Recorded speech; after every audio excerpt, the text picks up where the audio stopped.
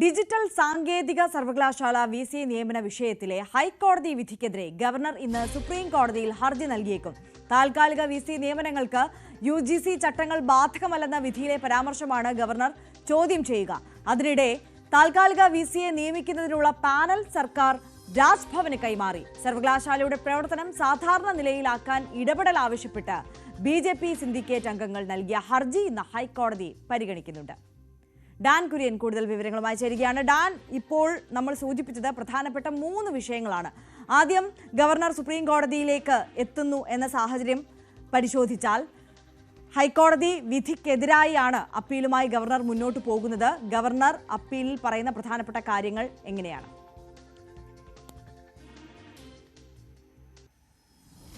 ഹൈക്കോടതി ഡിവിഷൻ ബെഞ്ചിന്റെ ഭാഗത്ത് നിന്ന് ഒരു തിരിച്ചടി നേരിട്ടതോടെയാണ് വിഷയം ചൂണ്ടിക്കാണിച്ചുകൊണ്ട് മേൽക്കോടതിയായ സുപ്രീം കോടതിയെ സമീപിക്കാനുള്ള രാജ്ഭവന്റെ തീരുമാനം. ഈ ഹൈക്കോടതി വിധിയിൽ തന്നെ പരാമർശിച്ചിട്ടുള്ള താൽക്കാലിക VCമാരെ നിയമിക്കുന്നതിന് UGC ചട്ടങ്ങൾ ബാധകമല്ലെന്ന കാര്യം ചോദ്യം ചെയ്തുകൊണ്ടായിരിക്കും ഗവർണർ, ചാൻസലർ കൂടിയായ ഗവർണർ സുപ്രീം കോടതിയിൽ ഹർജി ഫയൽ ചെയ്യുക എന്നാണ് നമുക്ക് മനസ്സിലാക്കാൻ കഴിയുന്നത്. അങ്ങനെയാണെങ്കിൽ സുപ്രീം കോടതിയുടെ ഭാഗത്ത് നിന്ന് രാജ്ഭവന് അനുകൂലമായ അല്ലെങ്കിൽ ഗവർണറുടെ തീരുമാനത്തിന് അനുകൂലമായ ഒരു നിലപാടുണ്ടാകും, അല്ലെങ്കിൽ അങ്ങനെ ഒരു ഉത്തരവുണ്ടാകുമെന്ന പ്രതീക്ഷയിലാണ് രാജ്ഭവന്റെ തിടുക്കത്തിലുള്ള നീക്കം ആ വഴിയിലേക്ക് നടക്കുന്നത്. പക്ഷേ ഒട്ടും സമയം പാഴാക്കാതെ തന്നെ സർക്കാരും ഉന്നത വിദ്യാഭ്യാസ വകുപ്പും ഈ VCമാരെ തെരഞ്ഞെടുക്കാനുള്ള താൽക്കാലിക VCമാരെ തെരഞ്ഞെടുക്കാനുള്ള പാനൽ രാജ്ഭവന് കൈമാറിയിട്ടുണ്ട്. 3 പേരുകളാണ്: doctor Jayaprakash, doctor Praveen, doctor Sajeev. ഇങ്ങനെ 3 പേരുകളാണ് ഈ പാനലിലുള്ളത്. ഈ പാനലിൽ നിന്ന് സാങ്കേതിക സർവകലാശാലയുടെ താൽക്കാലിക VCയെ തെരഞ്ഞെടുക്കണമെന്ന ആവശ്യമാണ് ഉന്നത വിദ്യാഭ്യാസ വകുപ്പ് മുമ്പോട്ട് വെച്ചിട്ടുള്ളത്. അതിൽ നിന്ന് ചാൻസലറായ ഗവർണറാണ് ഈ VCയെ, താൽക്കാലിക VCയെ തെരഞ്ഞെടുക്കേണ്ടത്. പക്ഷേ അത് മുഖവിലക്കെടുക്കാൻ രാജ്ഭവൻ തയ്യാറായേക്കില്ല എന്നാണ് സൂചന. അങ്ങനെയാണെങ്കിൽ അത് വീണ്ടും ഒരു നിയമ പോരാട്ടത്തിലേക്ക് കാര്യങ്ങൾ എത്തിക്കും. ഇന്ന് BJP നോമിനേറ്റ് ചെയ്തിട്ടുള്ള അല്ലെങ്കിൽ ഗവർണർ നോമിനേറ്റ് ചെയ്തിട്ടുള്ള സിൻഡിക്കേറ്റ് അംഗങ്ങൾ മാധ്യമങ്ങളെ കാണുന്നുണ്ട് രാവിലെ. അവരുടെ വാദം ഇന്ന് ഹൈക്കോടതിയിൽ നടക്കും. ഇതുമായി ബന്ധപ്പെട്ട് അവർ ഹൈക്കോടതിയിൽ ഫയൽ ചെയ്ത ഹർജിയിൽ കോടതിയുടെ ഭാഗത്ത് നിന്ന് ഹൈക്കോടതി വിധിയുടെ പശ്ചാത്തലത്തിലാണ് സർക്കാർ ഇത്തരത്തിൽ തിടുക്കപ്പെട്ട 3 പേരുകൾ നിർദ്ദേശിച്ചുകൊണ്ടുള്ള പാനൽ രാജ്ഭവന് കൈമാറിയത്. പക്ഷേ ഇതേ വിഷയത്തിൽ ഗവർണർ സുപ്രീം കോടതിയിലേക്ക് പോയിരിക്കുകയാണ്. പക്ഷെ അവിടെ നിന്ന് ഒരു വിധി സമ്പാദിക്കുന്നത് വരെ ഈ വിഷയത്തിൽ ഈ പാനലിൽ നിന്നൊരു പേര് തെരഞ്ഞെടുക്കുന്നതിൽ കാത്തിരിക്കാൻ സാധിക്കുമോ? ആ ഒരു സമയപരിധി ഗവർണർക്ക് നിയമപരമായി ലഭിക്കുന്നുണ്ടോ?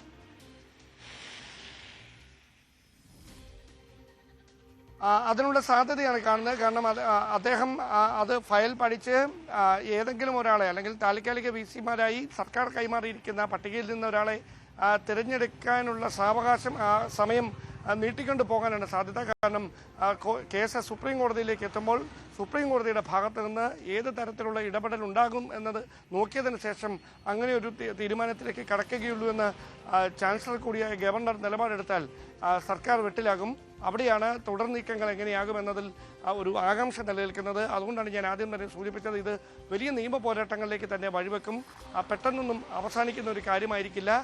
സിൻഡിക്കേറ്റ് ഒരു വഴിക്കും VC മറ്റൊരു വഴിക്കും എന്ന തരത്തിൽ തുടങ്ങിയ പോരാട്ടം VCക്ക് അനുകൂലമായി ചാൻസലറായ ഗവർണർ കൂടി മറുവശത്ത് നിലനിൽക്കുമ്പോൾ ഇത് സിൻഡിക്കേറ്റ് രാജ്ഭവൻ പോരാട്ടമായി മാറുന്ന ഒരു സാഹചര്യത്തിലേക്ക് കാര്യങ്ങളെത്തും. ഡാൻ, മറ്റൊരു കാര്യം എന്തെന്ന് വെച്ചാൽ നമുക്കറിയാം, അസാധാരണമായ ഭരണ പ്രതിസന്ധിയാണ് സർവകലാശാല ഇപ്പോൾ നേരിട്ടുകൊണ്ടിരിക്കുന്നത്. ഈ രജിസ്ട്രാർ VC പോര് അത് പുതിയ തലങ്ങളിലേക്ക് നീങ്ങുകയാണ്. കഴിഞ്ഞ ദിവസം നമ്മൾ കണ്ടു, ഔദ്യോഗിക വാഹനം വിലക്കിക്കൊണ്ട് VC ഇടപെടുന്നു. പക്ഷെ അത്തരത്തിൽ ഇടപെടാനുള്ള അധികാരം VCക്കില്ല, സിൻഡിക്കേറ്റിന് മാത്രമാണ് അധികാരമുള്ളത് എന്ന് പറഞ്ഞുകൊണ്ട് ഇടത് സിൻഡിക്കേറ്റ് അംഗങ്ങൾ രംഗത്തേക്ക് വരുന്ന കാഴ്ചകൾ കണ്ടു. എന്നിരുന്നാൽ പോലും പലതരത്തിൽ ഇത്തരത്തിൽ പോര് മുറുകുമ്പോൾ സാധാരണക്കാരായ കുട്ടികളാണ്, വിദ്യാർത്ഥികളാണ് ഇതിനിടയിൽ പെട്ടുപോകുന്നത്. അവർക്ക് ലഭ്യമാകേണ്ട സർട്ടിഫിക്കറ്റുകൾ അടക്കം ലഭ്യമാകുന്നതിന് കാലതാമസം വരുന്നു. അത്തരത്തിൽ ഭരണ പ്രതിസന്ധി വളരെ രൂക്ഷമായി തുടരുകയാണ്. ഈ വിഷയത്തിലാണോ BJP സിൻഡിക്കേറ്റ് അംഗങ്ങൾ ഹൈക്കോടതിയെ സമീപിക്കുന്നത്?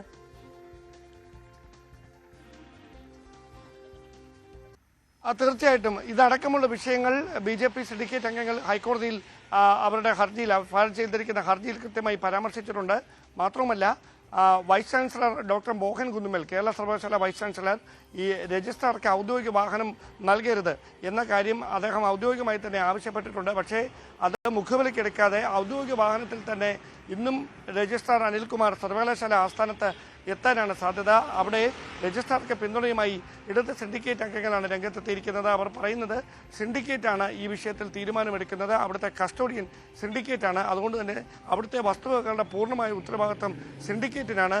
അതിനപ്പുറത്തേക്ക് വൈസ് ചാൻസലർക്ക് അങ്ങനെ ഒരു നിലപാടെടുക്കാൻ കഴിയില്ല എന്ന ഒരു പ്രതിഷേധം രേഖപ്പെടുത്തിക്കൊണ്ടാണ് രജിസ്ട്രാർ അനിൽകുമാറിന് അദ്ദേഹത്തിൻ്റെ ഔദ്യോഗിക വാഹനത്തിൽ തന്നെ ഇന്ന് വീണ്ടും സർവകലാശാല ആസ്ഥാനത്തേക്ക് എത്താൻ വഴി തെളിയുന്നത്.